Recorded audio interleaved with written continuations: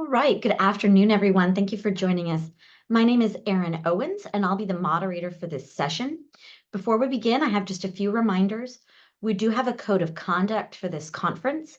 I'm putting a link in the chat to that code of conduct. If you have any concerns about conduct, please contact us at the email address there in the chat. Please be sure your microphone is muted during the session. If you have any questions, you're welcome to put them in the chat or into the Q&A window as we go, and then we will address questions at the end of the session. The session is being recorded. If you need captions, you can enable those by clicking on the Show Captions button at the bottom of the screen. Today's presentation is titled Accelerating Academic Research with AI, a Comparative Analysis of Cutting-Edge Tools. Our speakers are Susan Archambault, the head of reference and instruction, and José Rincón, the reference and instruction librarian for business, both at Loyola Marymount University in Los Angeles. Please join me in welcoming Susan and José. Thank you, Erin. Hello, everyone, and welcome to our session. We are very pleased to be here today. Next slide, please. We wanted to let you know that all of our materials from today's session are available on our LibGuide, and we will put the URL into the chat for you. It's just libguides.lmu.edu/Gale24.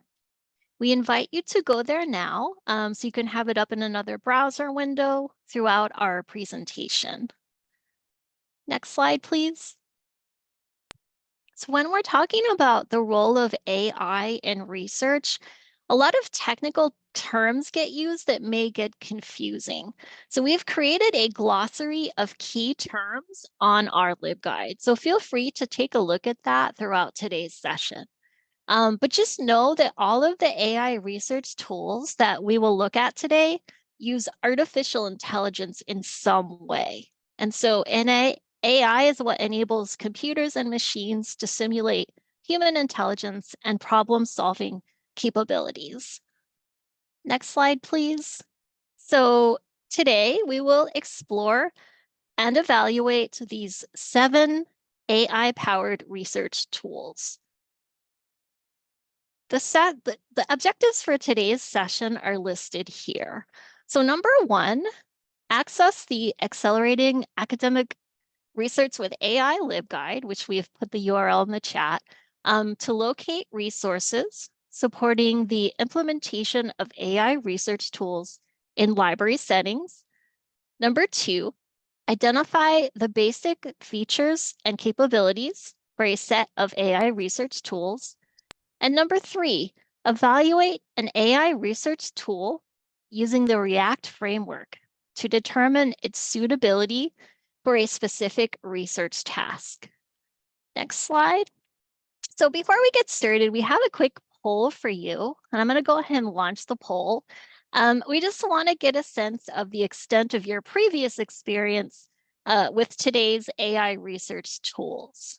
So let me go ahead and launch this poll. Go ahead and give me a thumbs up if you can see the poll right now. Okay, perfect. So we'll give you a moment to respond, and you can select all that apply. So basically just tell us any and all of these AI research tools you have used previously.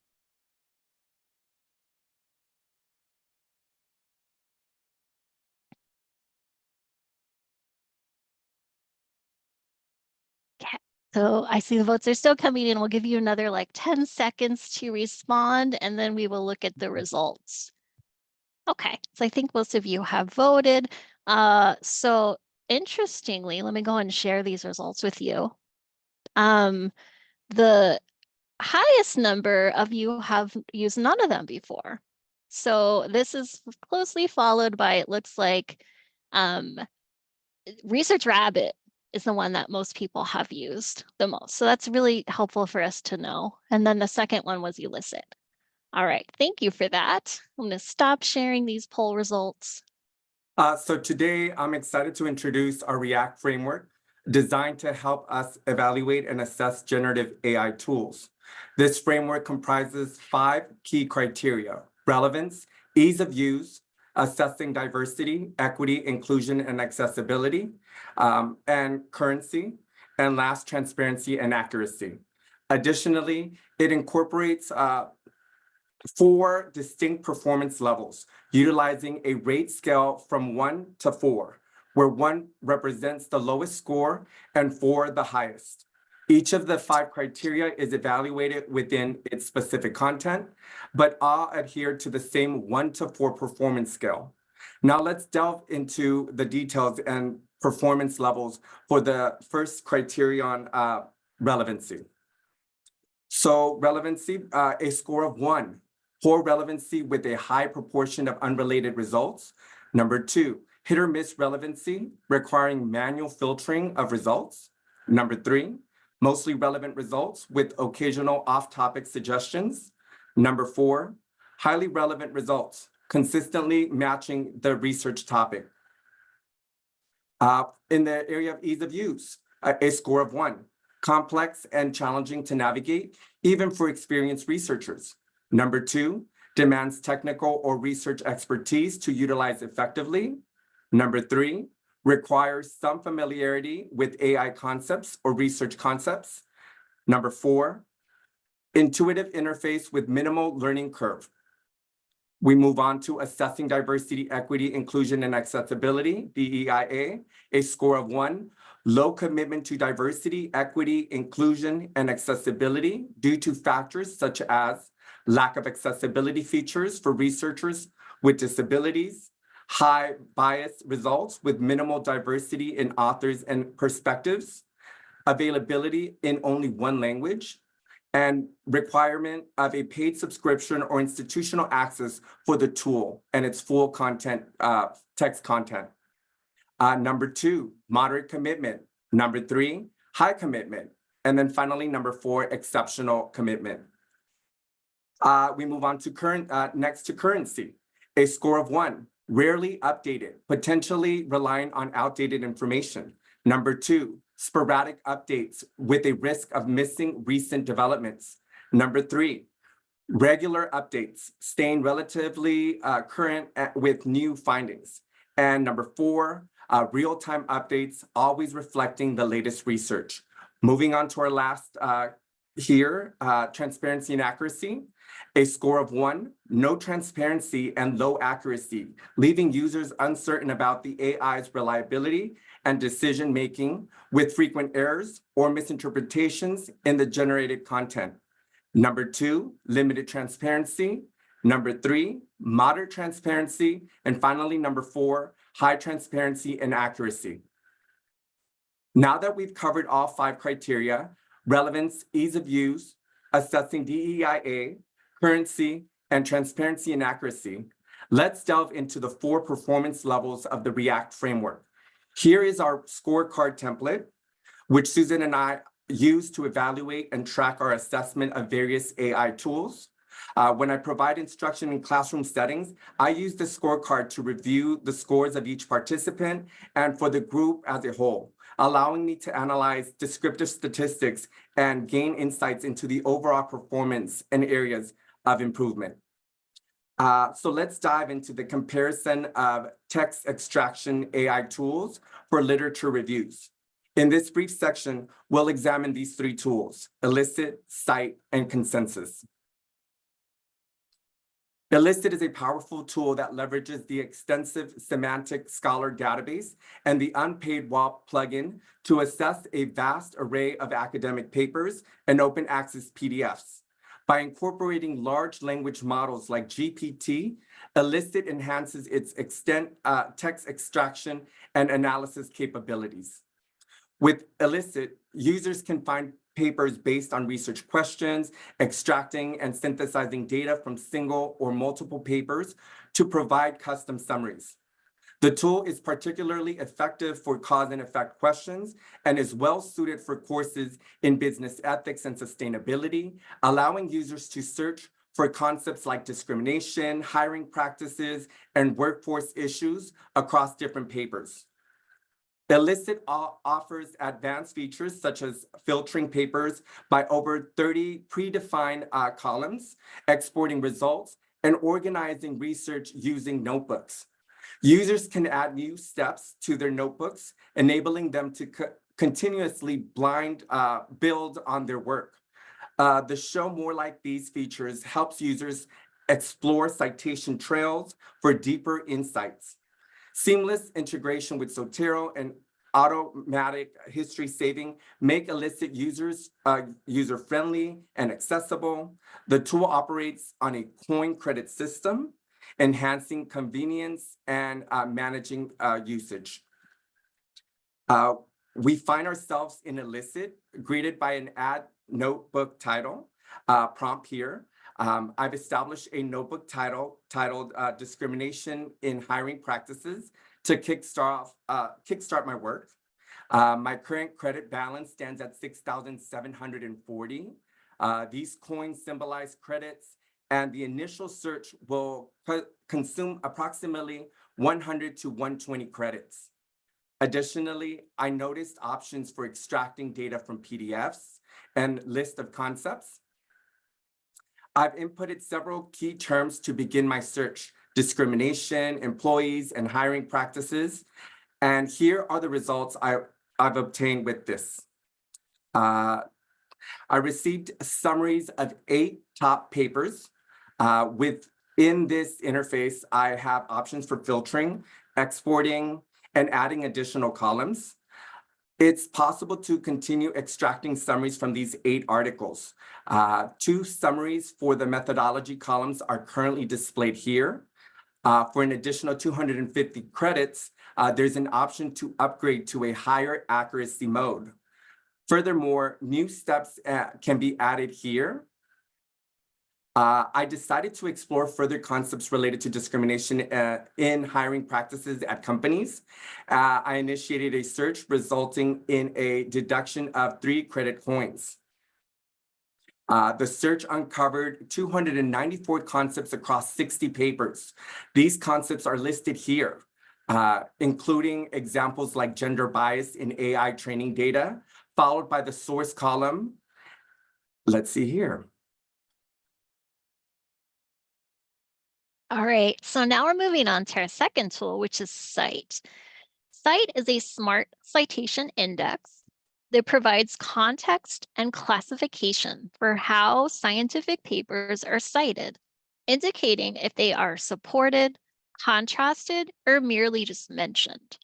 With a database of over 880 million classified citation statements from 25 million full-text articles, Cite uses the GROBID machine learning tool. And this was actually the same one that was used to build Semantic Scholar. And it uses this to extract structured data from PDFs. So this helps researchers better understand the impact and reception of research articles. Key features of Cite include Cite report pages, which show citation context and classification, search filters for classification, section, and year, user ability to flag incorrect classifications for review, reference check to screen manuscript references for retractions or contrasting evidence, free Chrome extension, and also Zotero integration, and then finally custom dashboards to track paper groups over time. So here's a quick simulation of the Cite Assistant. Let's start by asking the question, what are the origins of COVID-19? Click, and then a couple more clicks, Jose. So notice I can, at the bottom, I can keep on asking questions even after I get my initial results. I can keep on dialoguing with it. Go ahead and click, Jose. On the left-hand side, you can see I have asked several questions before finally landing on like my final question that you see at the top. So my final question was, how are new vaccines and booster shots being utilized?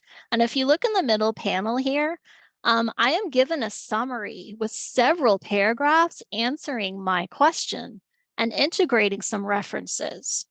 On the far right, it shows each reference in context by telling me where it got the information. So if you look at the first result on the far right, you can see it's telling me you got this information from the abstract of the article.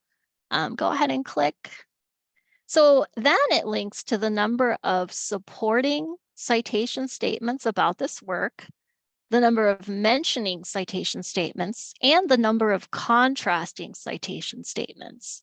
You can customize your reference requirement options by year, and also there are some other filters.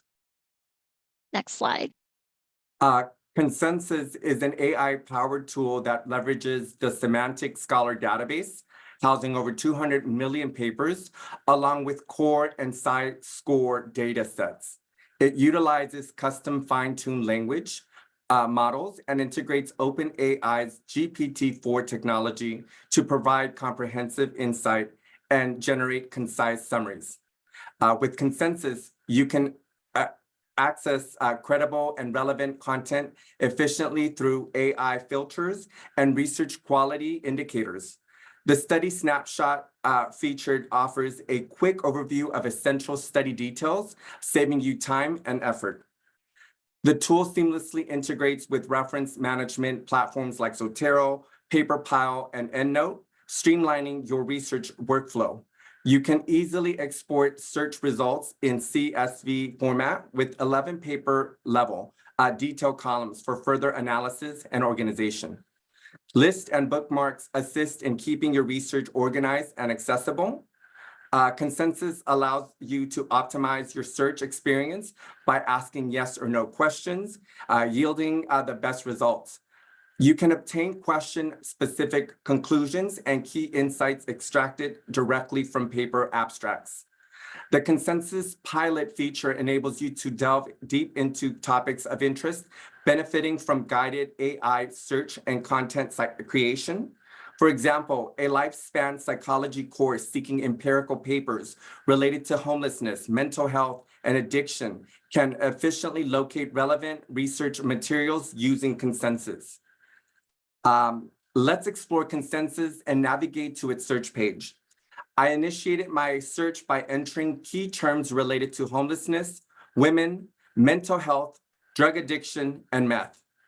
I noticed that my synthesize button wasn't active and I couldn't turn it on, but Copilot was enabled and I was able to click on it. Refining my approach, I framed my search as a yes or no question. Is there a significant correlation between mental health issues and homelessness among women? This adjustment activated the synthesize button, providing me with a concise summary of about 10 papers related to my inquiry. Furthermore, Copilot generated a consensus meter, indicating that 15 out of the analyzed papers, which was 93%, are pertinent to my question. These numbers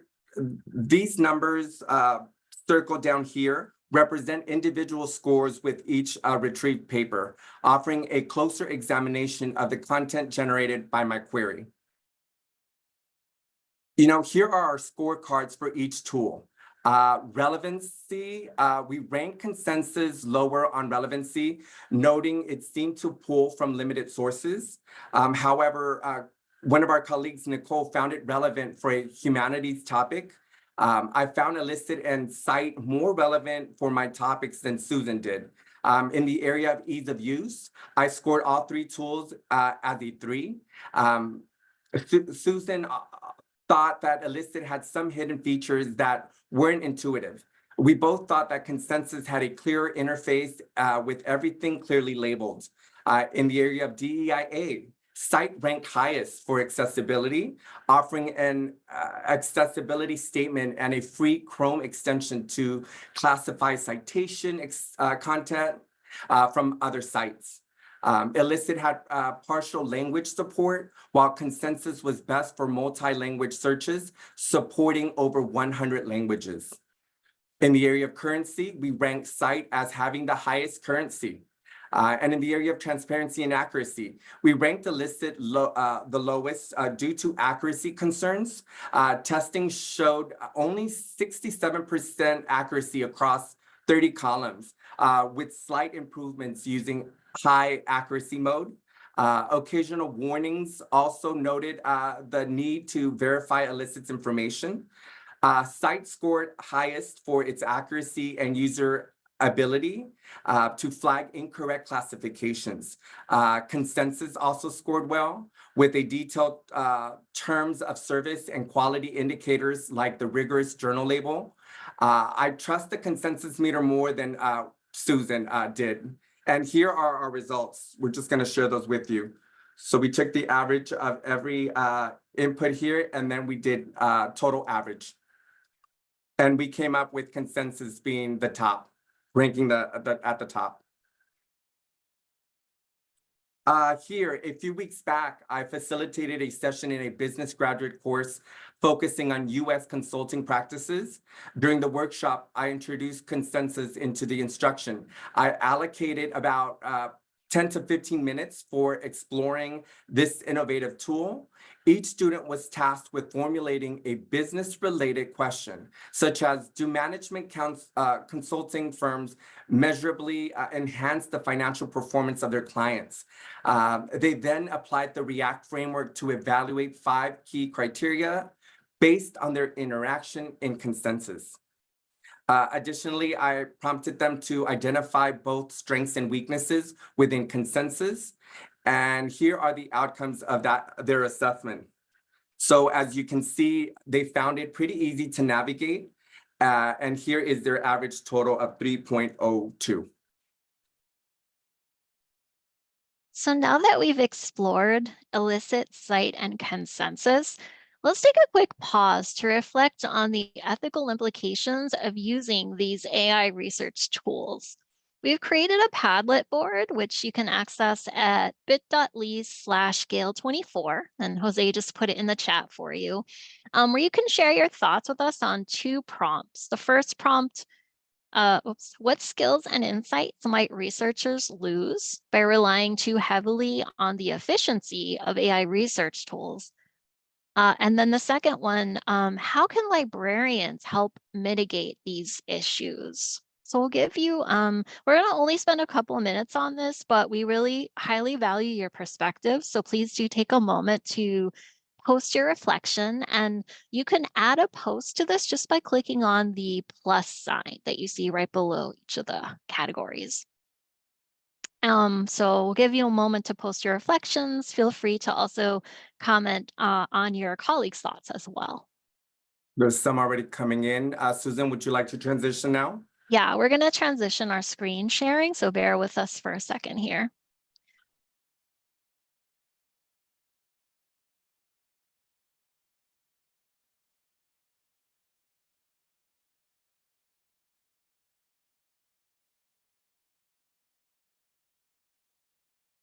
Can you see slides, Jose? I can see slides. Okay, yes. perfect. So let me go to the activity though, just so we can see what's coming in.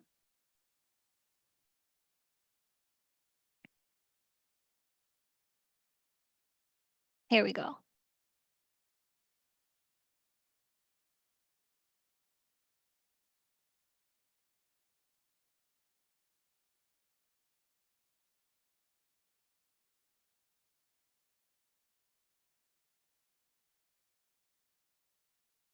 Okay, so I see some. I'm just going to start reading a few of these off. We're going to only have another minute for this, but the nuances, right? People might miss the nuances involved in the ethical implications, reading and comprehending the articles and making the connections, right? I definitely agree with that one.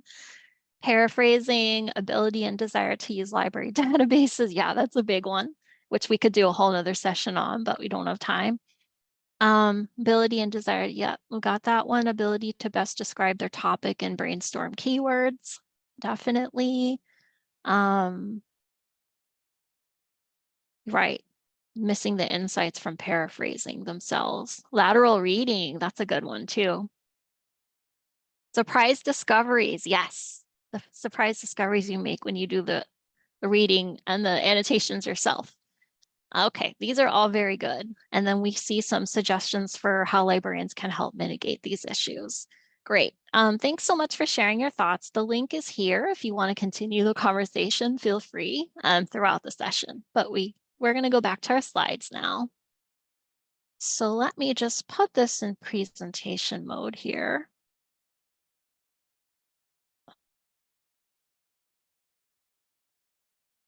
Okay. All right. So next, we wanted to move on to compare 3 citation-based literature mapping tools. So the 3 that we will be looking at are Litmaps, Connected Papers, and Research Rabbit. So first up is Litmaps.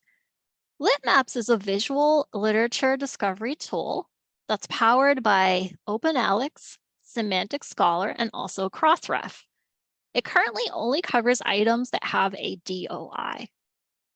Litmaps uses citation networks to find relevant articles, looking for references and citations connected directly to your project. So that would be just by 1 degree of separation.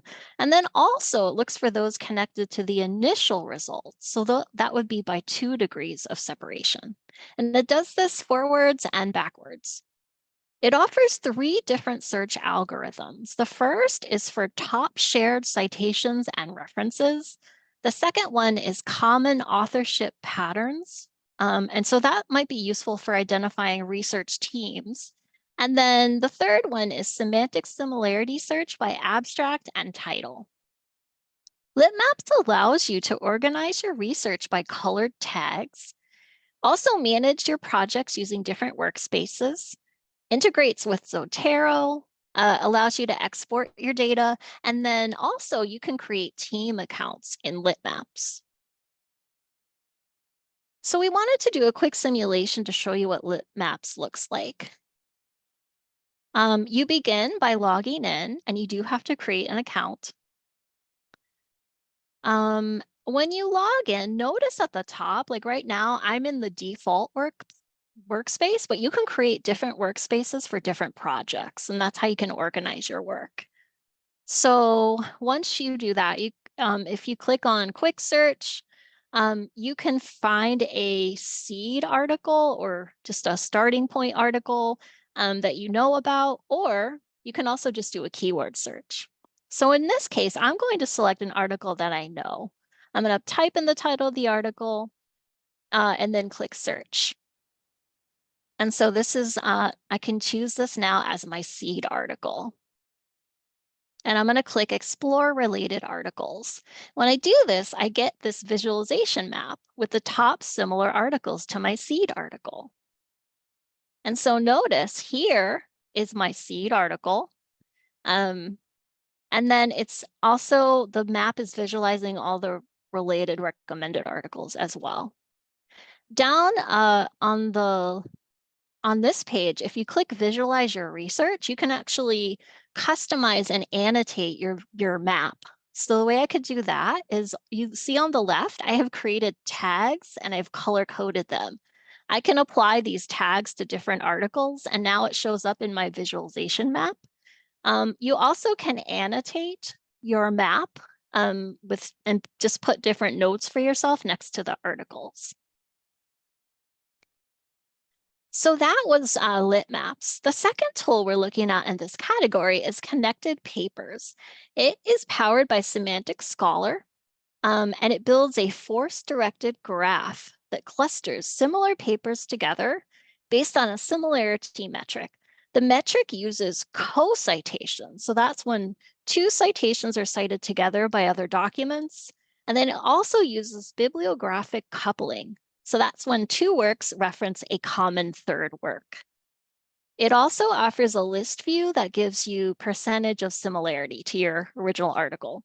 And it allows you to see the prior works, which are the seminal works on your topic, as well as the derivative works. And those are going to be the newer articles.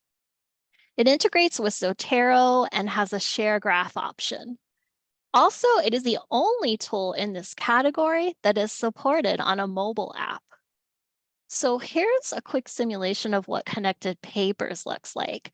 When you go here, you can either, if you have an article that you know already, you can type that in, or you can just do a keyword search. So if I do a keyword search for breast cancer, let's say, I can click on build a graph. And then this is what the visualization looks like.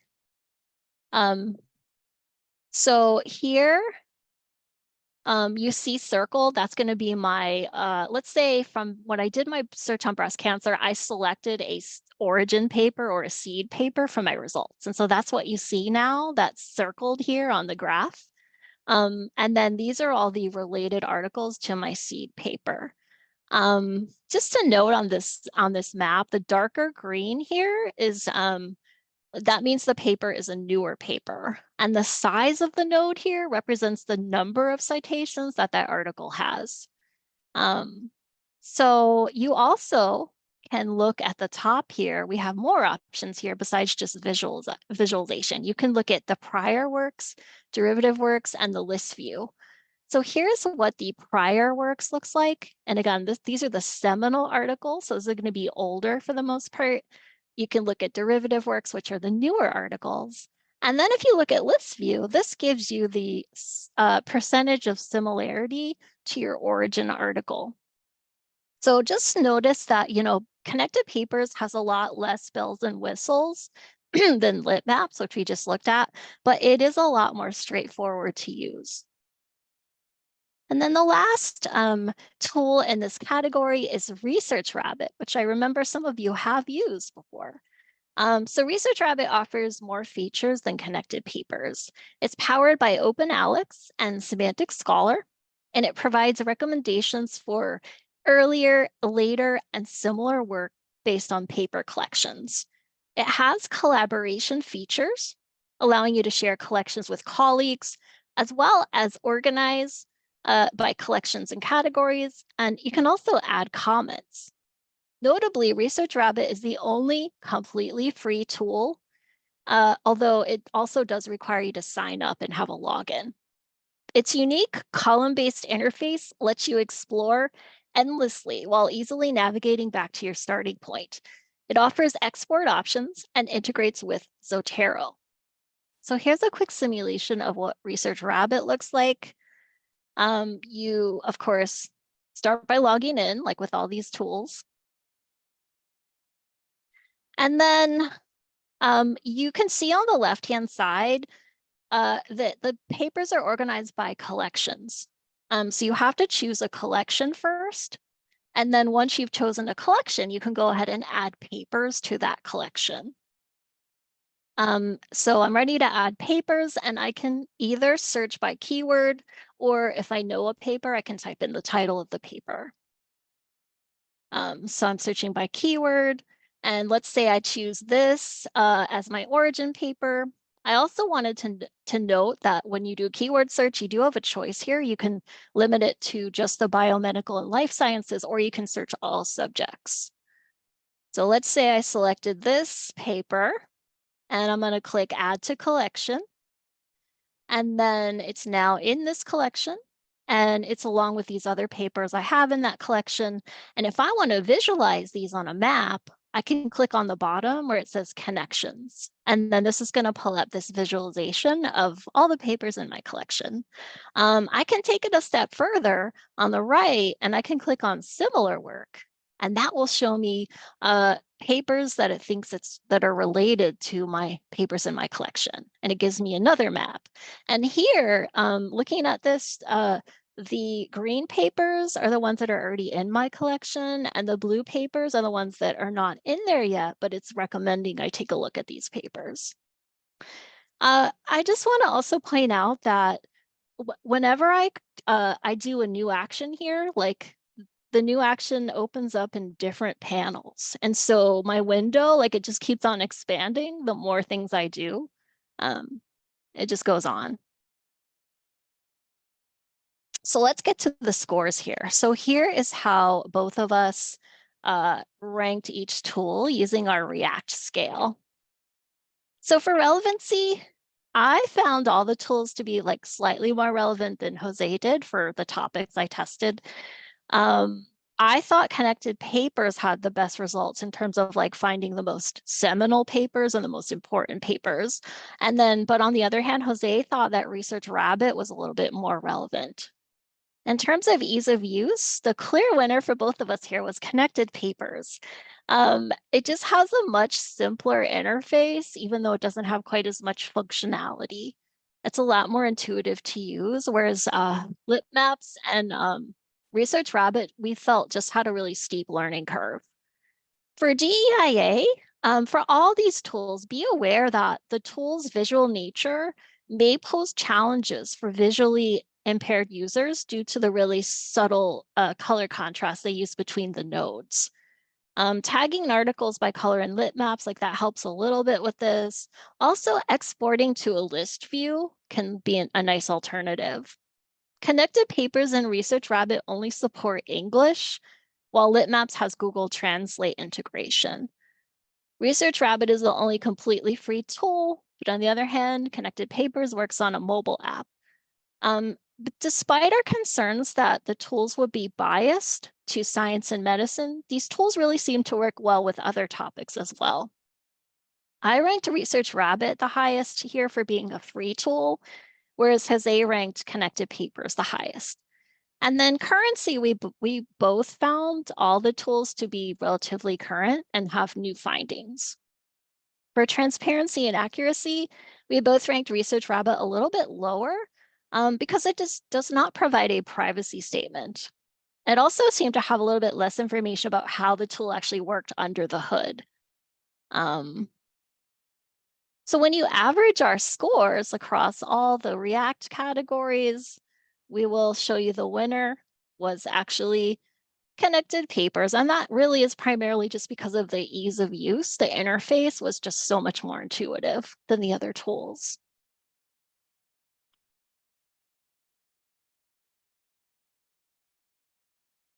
You're muted, Jose. Thank you. So last month, I conducted a library workshop tailored for senior undergraduate students enrolled in business ethics and sustainability course. Towards the conclusion of the session, I integrated the AI tool Research Rabbit, dedicating approximately 10 to 12 minutes to its demonstration with a focus on our topic area of social media and data privacy. I tasked students with sourcing relevant articles using Research Rabbit, employing the React framework. They critically evaluated its performance and retrieved information. Concurrently, I encouraged them to also identify one strength and one weakness as they engaged with the system. Can I get 2 clicks here, Susan? And these are just the results here with an average total of 3.10 for Research Rabbit. Next screen. So we just wanted to kind of quickly, we have a quick pop quiz poll for you here. I'm not going to actually launch this, but we just wanted to know if you remember from that last segment, which tool allows users to organize their research using tags and workspaces. So feel free to just kind of guess on your own. You can tell us in the chat if you're comfortable doing that. We'll give you like 10 seconds, and then I'll reveal the correct answer.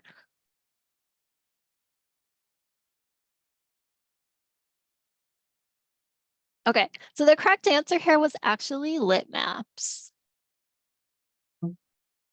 So Perplexity is a dynamic conversational AI answer engine that swiftly delivers precise answers sourced from the web, complete with link citations. It emerges traditional search methods with advanced language models like GPT and Claude alongside proprietary models. Welcome to the Perplexity's main search page, where you're about to dive into interactive exploration. Begin by posing a straightforward question like, what is socioeconomic development into the search bar? Then click the arrow icon. Take a brief moment to observe the information or resources that emerge in response to your query. Feel free to delve further by asking a follow-up question, such as, how does socioeconomic development impact our environment? Let's embark on this journey of discovery together. So we're going to move on to our activity here. Come up with a simple question. It could be in your research area for perplexity. You'll evaluate different aspects of the AI tool Perplexity using a rating scale of 1 to 4. Assign a score ranging from 1 being the lowest and 4 being the highest for each criterion: relevancy, ease of use, assessing DEIA, currency, transparency, and accuracy. Let's see here. So you'll see there in the chat the activity.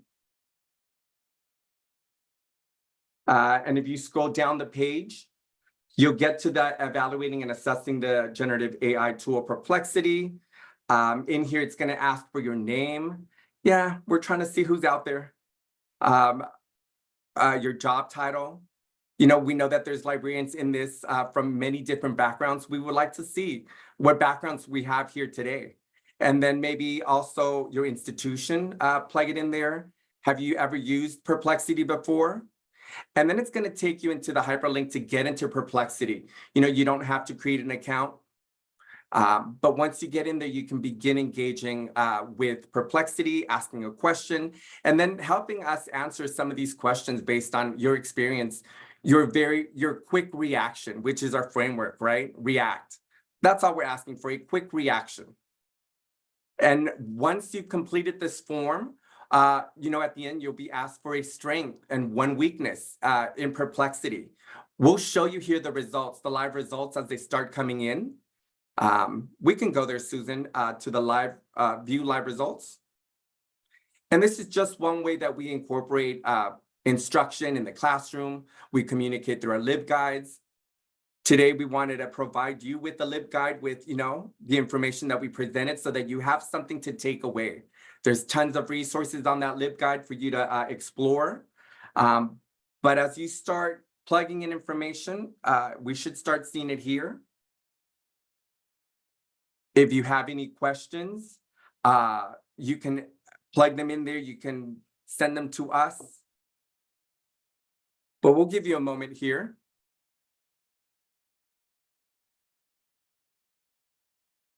I have the activity out there. Let's see.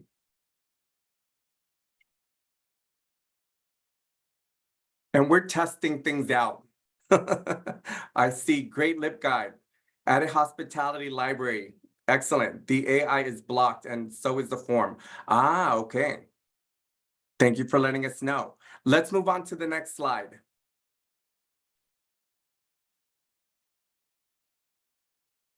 There we go.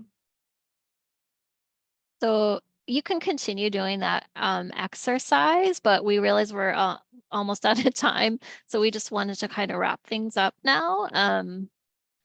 So basically now at this point, we wanted to open up the floor for questions and feedback. If you have any questions that, we don't get to during today's session, or if you think of something later, we do have an online form where you can submit your questions to us. So we wanted to share that right now. It's on this slide. I think Jose can put it in the chat for you as well, because it's just bit.ly/Gale 2024. And so again, that's where you can, if you have a question, but you're worried we're not going to get to it in the next 2 minutes, we will, as long as you include your email, we will give you a response back. We do have one question in the Q&A pane. They asked, how correlative were transparency and accuracy? Did you run across cases of low transparency, high accuracy, or vice versa? And if so, how did you determine their score? It's a great question. I'm trying to remember back to how I scored everything. One thing with this, we knew, to be completely honest, we kind of started off this category with only transparency, and then we realized it bled over into accuracy. And so that's why we kind of like merged the two things, even though we recognize that they're actually like separate categories. But having said that, to answer the question, there is a ton of overlap, which is why we kind of like merged the two. I guess, and Jose, you can speak to your experience too, but like for me, a lot of times I couldn't figure out like the accuracy, and then I would contact the customer support to see if like they could explain to me, you know, like where this was coming from and that kind of thing. And so we kind of ended up realizing like our customer support, like the helpfulness of it was also spoke to the transparency, which ended up influencing our accuracy score. So they just are all like interconnected. But Jose, I don't know, you want to speak to your experience? You know, just in general, having a moment to sit and look at all these tools, you know, we know that we presented several tools to you today. And even for us was like the confusing, you know, which tool are we talking about? So we had to kind of use this framework to kind of focus. But in terms of those two, it just varied. All right, well, we are out of time, but thank you so much, Susan and Jose. This was a wonderful presentation. Everyone, the recordings will be available in the Zoom event platform. And I believe this is our last session for today, so we hope to see everyone again tomorrow.